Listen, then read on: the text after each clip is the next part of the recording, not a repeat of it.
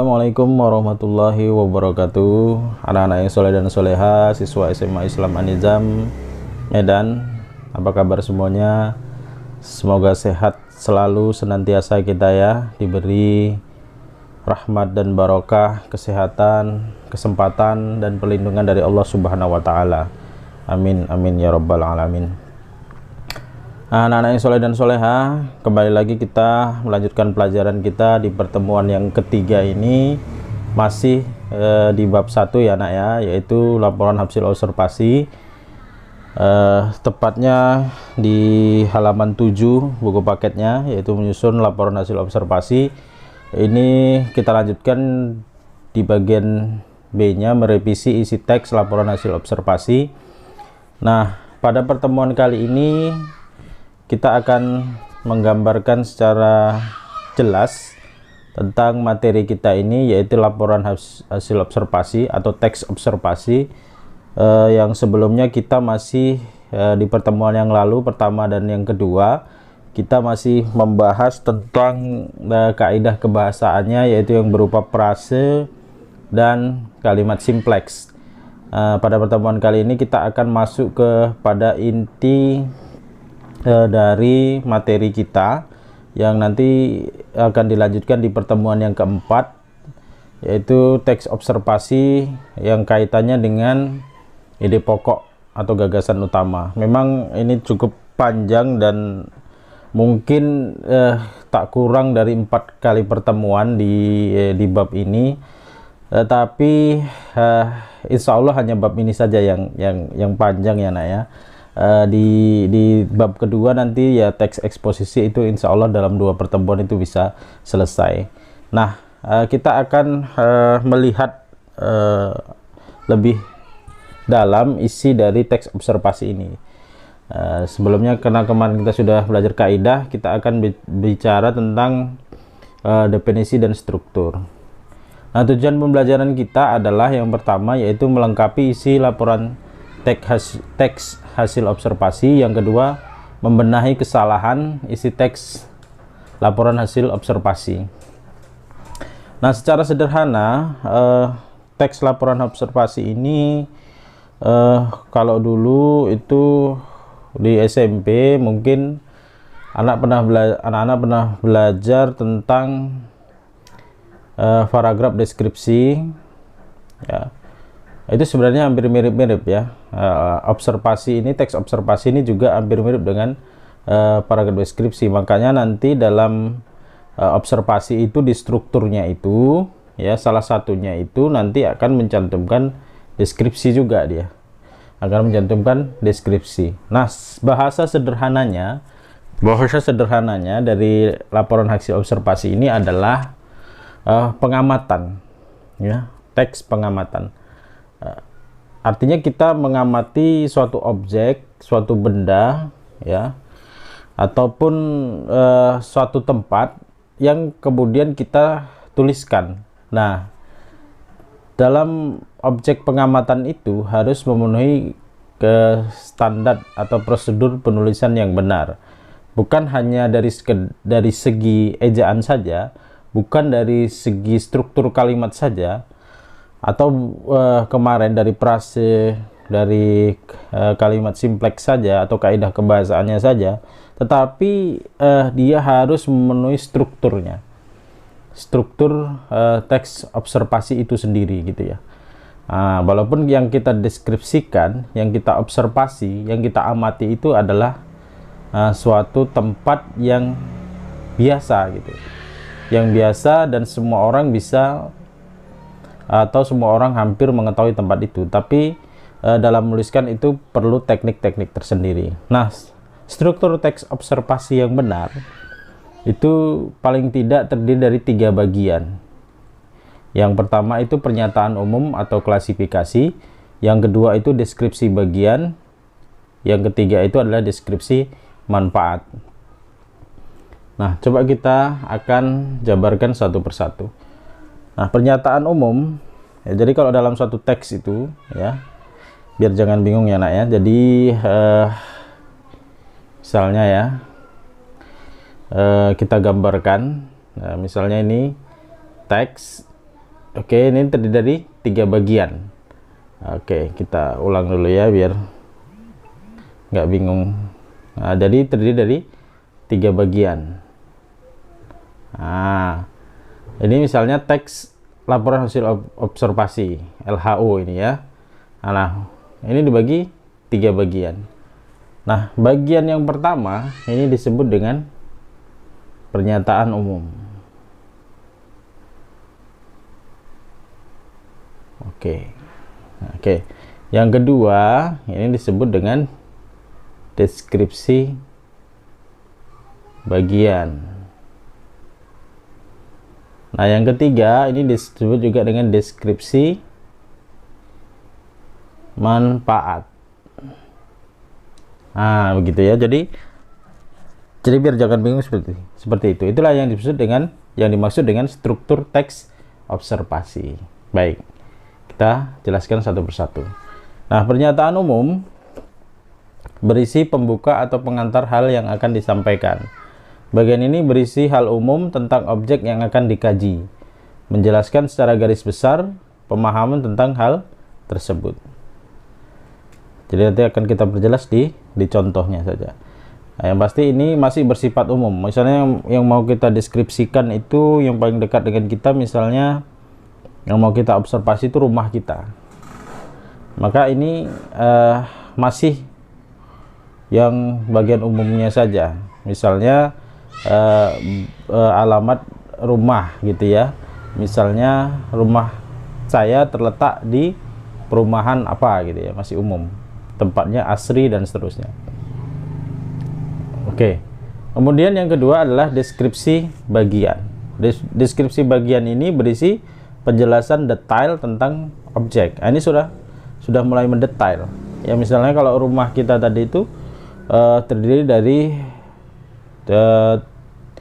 beberapa ruangan, misalnya ada teras, ada ruang tamu, ada ruang keluarga, ada ruang makan, ada dapur, ada kamar mandi. Nah, itu sudah mulai dijelaskan bagian-bagiannya ini. Nah, gitu.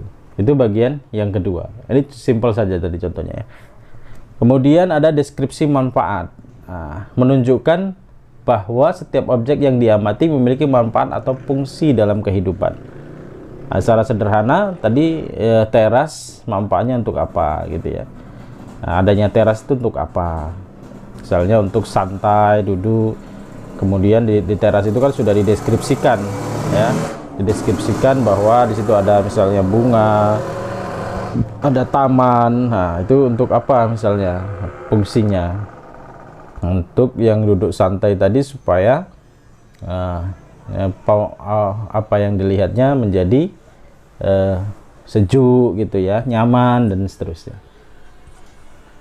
Nah, paling tidak itulah cara menyusun sebuah struktur laporan hasil teks laporan hasil observasi.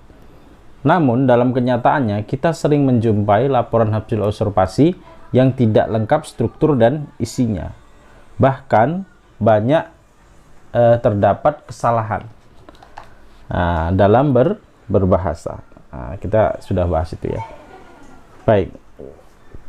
Nah, kita berbicara mulai dari yang pertama dulu, yaitu bagaimana melengkapi isi teks laporan hasil observasi.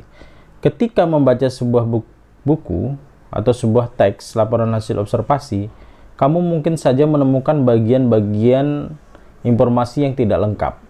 Kamu dapat mengetahuinya dengan cara menganalisis struktur teksnya. Nah, jadi sudah tahu ya tadi strukturnya, mulai dari bagian umum, deskripsi manfaat, deskripsi bagian, dan deskripsi manfaat. Tinggal kita analisis tuh ketika itu dikatakan LHO, sebuah teks LHO, laporan hasil observasi, maka sudah secara struktur sudah ada atau belum 3 hal itu.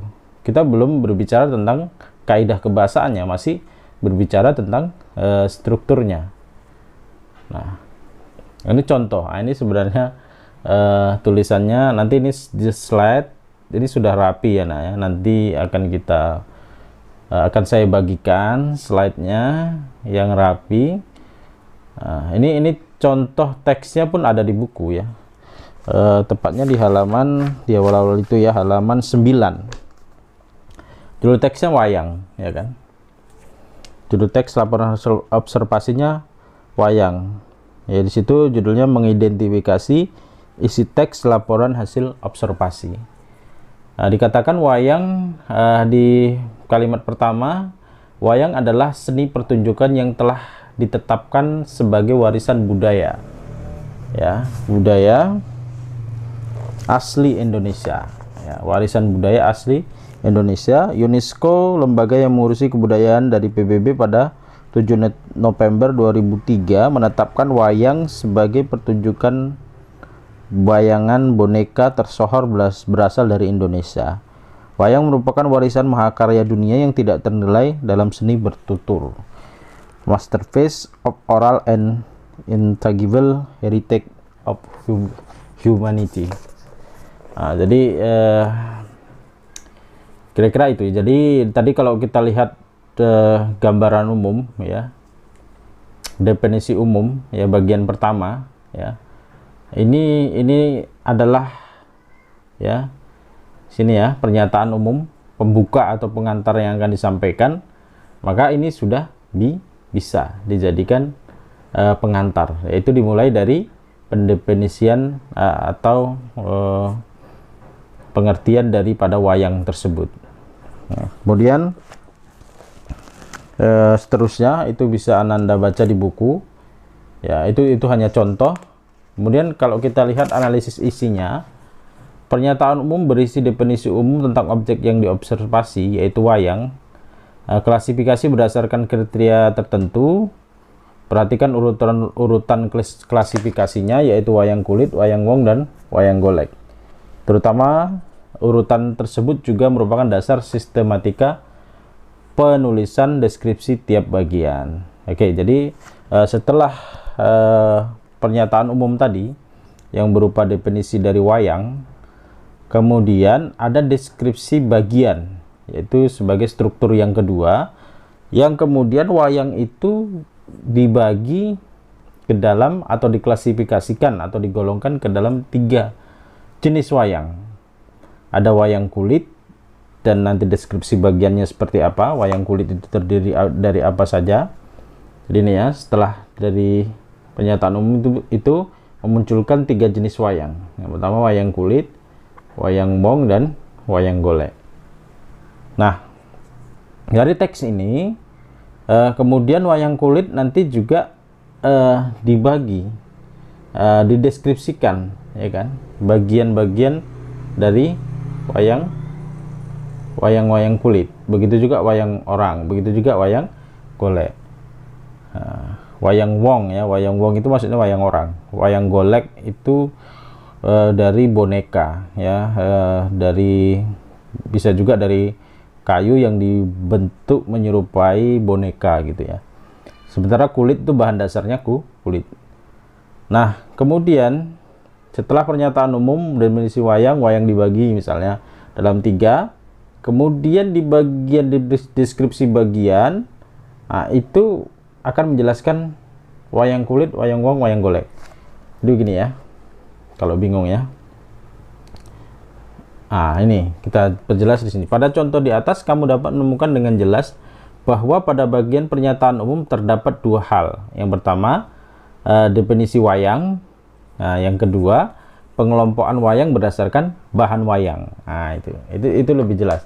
Nah, kalau tadi sebuah teks itu terdiri dari 3 bagian, maka ini bagian pernyataan umum ini memuat ini.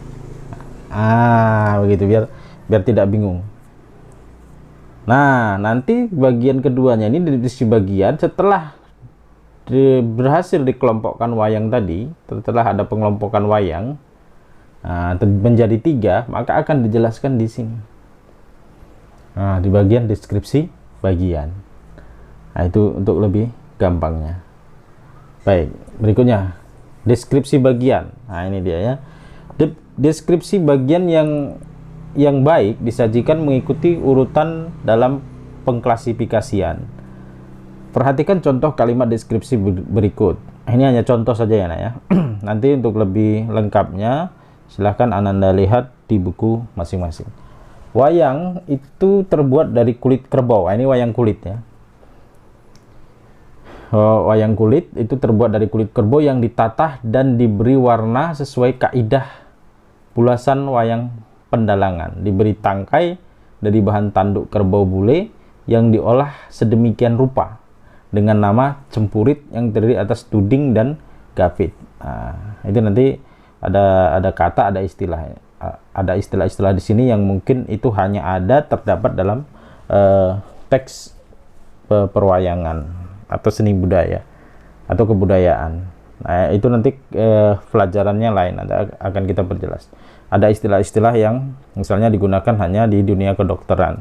Misalnya ada istilah anemia gitu ya. Anemia itu kan istilah kesehatan atau kedokteran. Nah, kalau istilah ekonomi ada juga nanti istilahnya perekonomian, ada inflasi ya kan, ada resesi dan seterusnya. Nah, begitu juga ini bisa dilihat diperdalam tentang kata-kata yang sulit ini dalam Kamus Besar Bahasa Indonesia.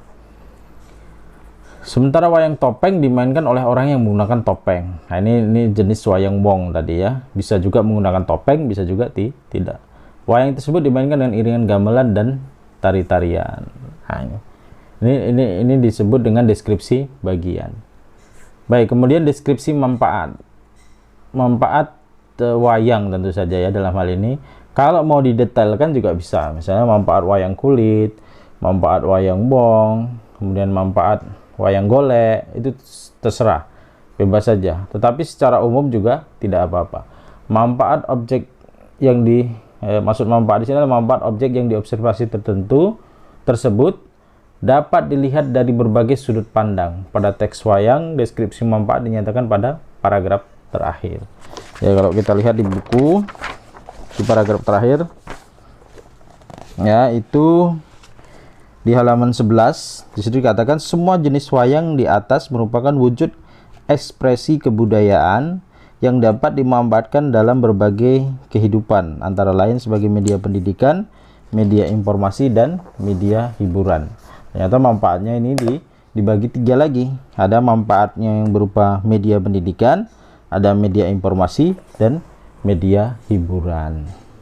Baik, ini yang di bagian terakhir. Ternyata ada juga di slide kita dan ada juga di bagian buku. Nah, saya katakan tadi di sini ada 3 manfaat. Pertama sebagai media pendidikan, kemudian media informasi, dan media hiburan. Kemudian dia jelaskan lagi sebagai media pendidikan itu apa wayang digunakan sebagai media pendidikan apa? Karena isinya banyak memberikan ajaran-ajaran. Kemudian sebagai media informasi dia jelaskan juga dalam teks ini. Jadi itulah bahagian-bahagian dari sebuah teks laporan hasil observasi yang benar dan lengkap, terdiri dari pernyataan umum, deskripsi bagian, dan deskripsi manfaat. Baik, apakah Ananda sudah dapat memahami? Jika belum, silahkan berdiskusi melalui WA ya. Oke. Nah, untuk lebih jelas lagi dan sebagai bahan diskusi juga, maka anak-anak bisa membaca buku teks itu yang laporan hasil observasi yang berjudul Sampah di halaman 31. Apakah kalimat definisinya sudah ada? Nah, kalimat definisi ini maksudnya adalah bahagian dari pernyataan umum, biar jangan bingung ya, atau disebut juga dengan definisi atau definisi luas. Nah, pengklasifikasian ini, nah ini disebut dengan deskripsi bagian. Nah, apakah urutan penyajian dalam deskripsi bagian telah mengikuti urutan pengklasifikasian objek yang diobservasi? Jelaskan jawabanmu. Ini masih serangkai. Nah, di akhir nanti ada bahagian yang disebut dengan deskripsi manfaat. Mungkin ini sepintas tentang struktur dari teks laporan hasil observasi, dan kita diharapkan sudah bisa merevisi sebuah teks yang benar itu seperti apa. Teks dalam ini adalah teks laporan hasil observasi. Selain juga kaidah kebahasaannya harus benar, yang sudah kita pelajari kemarin, baik penulisan frase maupun struktur kalimatnya. Yang berikutnya adalah struktur teksnya itu juga harus benar. Nah, nanti di pertemuan yang akan datang, bagaimana cara mengembangkan suatu paragraf, bahkan paragraf itu nanti menjadi wacana yang baik, yang benar, tetapi dia mengikuti pola pikir yang sudah ditentukan, yang sudah berlaku, yang seharusnya berlaku, yaitu pola berpikir deduksi dan pola berpikir induksi. Maka nanti paragrafnya itu ada paragraf deduktif, ada paragraf induktif. Itu tergantung dari ide pokoknya. Itu cara pengembangan. Itu adalah bagian terakhir dari pembelajaran kita. Setelah kita mengetahui struktur dari teks laporan observasi, diharapkan kita bisa membuat laporan observasi yang benar, yang sesuai dengan kaidah penulisan baik kaidah penulisan struktur laporan hasil observasi. Bukan hanya struktur saja, tetapi kaidah kebahasaannya pun juga benar. Demikian anak-anak pada pertemuan kita pada kali ini. Mungkin kalau ada yang kurang jelas atau ada pertanyaan tentang struktur dan bagaimana cara merevisi teks laporan hasil observasi, ditinjau dari segi strukturnya, silahkan anak-anak diskusikan atau tanyakan melalui grup WA. Demikian perjumpaan kita. Terima kasih atas waktunya dan semoga materi ini mudah Ananda pahami. Sampai ketemu lagi di pertemuan yang akan datang, dan tetap jaga kondisi, tetap sehat dan semangat. SMA Islam An-Nijam, unggul, cerdas, Islami. Assalamualaikum warahmatullahi wabarakatuh.